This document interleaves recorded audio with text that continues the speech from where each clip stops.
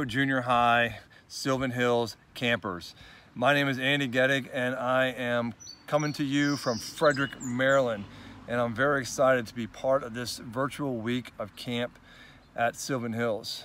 A lot of love for Sylvan Hills, and I have a lot of love for the two deans that have asked me to partake in this week by giving you a short 10-minute video. Allison Nick is my sister, so of course I got a lot of love for her. Luke Gardner he's actually related to me. He's like a cousin of some sort, like second cousin or third cousin once removed. I don't know how it works, but somehow we're related to each other. We have a very odd family tree. But I am going to take you to different places around Frederick, Maryland as we talk about exile in the next 10 minutes. We're going to talk about 3 different types of exile: physical, emotional, and spiritual. I'm excited to do so. I hope you enjoy the scenes that we shot this video from. Like I said, they're some of my favorite places around Frederick. And I know this is not ideal. This is not something I love. I'm talking to you from a selfie stick. I'm 45 years old. I've never used a selfie stick before. I feel very awkward with it. And you're gonna see, as I put together this video, some very awkward selfie stick moments. But I did it in spirit of just, hopefully you enjoy seeing it. And if I'm not cool, that's okay, because I knew that like 20 years ago. I think Allison told me that I wasn't cool, like when I was 20. So I hope you enjoy your week, and I hope you enjoy the talk we're gonna have for the next couple minutes. I'll see you soon. Alone, isolated, exiled. Now, these are situations that we are never meant to be in. As human beings, we're always meant to be with somebody else. We're never meant to live this life by ourselves. In fact, being in isolation, being exiled, has been used as a form of punishment. John, who wrote first 3 books of John and Revelation, he was exiled to an island to live by himself for the rest of his life. Some would argue that that was probably a better punishment than being crucified or being hanged or beheaded.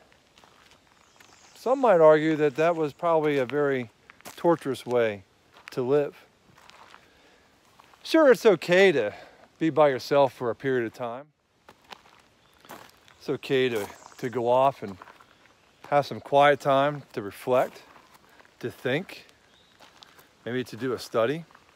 Even Jesus spent 40 days in the wilderness just being by himself so he could prepare for his ministry. But that physical isolation wasn't supposed to be permanent. He needed to be back with his band of brothers. Perhaps you felt a little bit of the torture that can come with being physically exiled as we have gone through the corona pandemic these last few months. And you'll be able to tell after doing that for a while that the human soul was never meant to be alone. Physical exile is torturous. So if physical exile is not good for the human soul, what other type of exiles could there be that is also not good? Well, one is emotional exile. And what I mean by that is where you can be around people everywhere, but you don't feel like you're around anybody. You feel isolated. You feel by yourself. You feel like you're the only person in the world. In this world, there's 7.8 billion people. In the United States alone, there's 327 million people.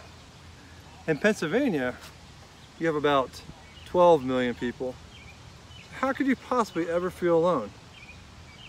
Okay, perhaps you're exiled from others because of the way you feel. Maybe because of the way you dress. Maybe because of what you believe in. Physical exile is painful, yes, but wouldn't it be even worse to be physically present with others and never feel like you exist to them. So physical exile, not good. Emotional exile can be just as damaging. But there's a third one that I think is the most dangerous of all. The most permanent exile that we cannot afford to ever have in our lives, or we can never afford our souls to ever have, and that's a spiritual exile. How do we get in this situation? I go back to Genesis. After God created man and said it was not good for him to be alone, and he created his partner, woman, then they were on their own, able to choose what they wanted to do. And unfortunately, they made bad decisions. And because of that, they sinned. We look at the 3rd chapter of Genesis, starting at verse 23. So the Lord God banished him from the Garden of Eden to work the ground from which he had been taken.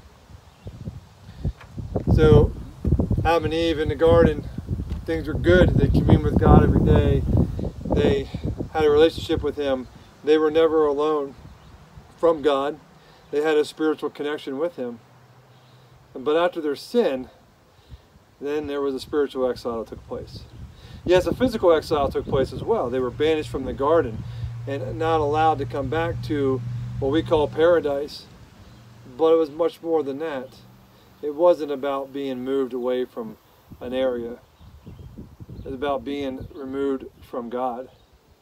You see, our sin is ugly. And if there's one thing God doesn't do, is ugly. He can't be around sin, and therefore he can't be around us. To be spiritually exiled is, well, it's a death sentence for all eternity. The sustainer of life is no longer in our life. And so now we have an Old Testament filled with stories of the Israelites, God's chosen people, trying to do what they can to get themselves out of this spiritual exile. They even try to get themselves out of physical exile as well.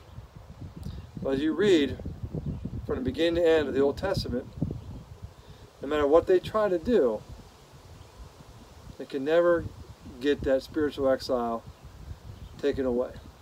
There will always be a separation between them and God until. Okay, I want to confess to you real quick about something. This is the second time I've been up to this one spot to do this final video for you guys. The other day when I came up here, I was walking up this path, and I wasn't quite paying attention to what I was doing when I was walking. And as I was looked up at the last second, just before I made my one step, a black snake came down off the hill and slithered right, I believe, right underneath my foot. It might have been maybe like a couple feet in front of me, but it slithered right in front of me, went down over the hill from where I'm standing. And if I was filming at the time, you would have heard what sounded like a 5-year-old little girl screaming. I'm sorry you missed that, but here's a picture of what it looked like. I actually got it on camera to show you. It was pretty funny. Thought I'd just mention it. Okay, so we have talked about the physical exile, the emotional exile, and the spiritual exile. And I think it's pretty safe to say that God's chosen people throughout the Old Testament experienced all three of those parts. They certainly had a physical exile because they were forcibly removed from their homeland, from their country, and forced to live in other parts of the world that they were not accustomed to. And I think along with that came an emotional exile, a feeling of just not belonging, a feeling of not connecting with the people around them. But the spiritual exile, I think, was probably one of the more harder things for them to overcome. Physically, you can always move back to another place, and then you emotionally will start to reconnect to your roots. But how do you fix that spiritual exile? How do you get back into that relationship with God again that your soul longs for? Well, the answer is Jesus, and it's always been Jesus. When Jesus came to the earth, he was preparing God's chosen people and all of us really for leaving that spiritual exile that we have been born into. In fact, in John, he says, I am the way, the truth, and the life. No one comes to the Father except through me. So what does he tell us? Well, one, he's saying there is a way to come to the Father. And that is good news in of itself, because up until this point, there was no other way to come to the Father. So now we know there's a way. And then he doesn't just leave it at that. He doesn't just say, well, there's a way, good luck finding it. You know, it's a treasure buried out there. No, he says, I am the way. I am the way. And Jesus is the only way. Jesus' story is one full of passion. It's full of love. It's full of danger.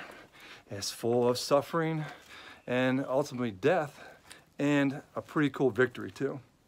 But Jesus' story is a beautiful one that God set in motion thousands of years before Jesus was born onto this world. What God touches, what God does, what God creates is beautiful. And you can see that evident in the world around us. You can see that in you. You are his greatest creation, and you are beautiful. So why would the story of salvation not be beautiful as well? You know what's even more amazing than that? That when you accept Christ as your Savior, God begins to see you the same way he sees Jesus. And who can argue how beautiful Jesus is? Isn't that wonderful to know? I've told you before, God does not do ugly. And he certainly did not do it when he created us. And he didn't do it when he created the way out of that spiritual exile that Adam and Eve got us into. Well, that's it for me, and I want to thank you if you're still here, sticking with me through the last about 10 minutes or so that we've had a chance to talk, and I hope you got something out of it. I know it's not the most ideal thing, and I know I'm a terrible selfie stick operator and videographer, and I hope that you didn't miss the point of the message from all that silliness and fun editing. I just discovered how to do all this stuff, so I probably went way over the top. But one of the things I wanted to leave you with is that I know that this is not the most ideal way that we could have done this discussion. And if nothing else, these past few months that we've had, and now going into the summer, of not getting together for camp and not getting together in large groups like we normally have, has taught us that we're not meant to be alone. And not physically, not emotionally, and obviously not spiritually. I hope this is the last time I ever have to do one of these videos for church camp. And I hope that next summer we get to see each other in person. You come back to Sylvan Hills and actually experience it there. And then you see me and you say, Andy, your video was so lame. You were so not cool. And I'll say, yeah, I know, but thanks for watching. From Frederick, Maryland, I hope you have a great week. And I love you all, and I hope to see you soon. Bye-bye.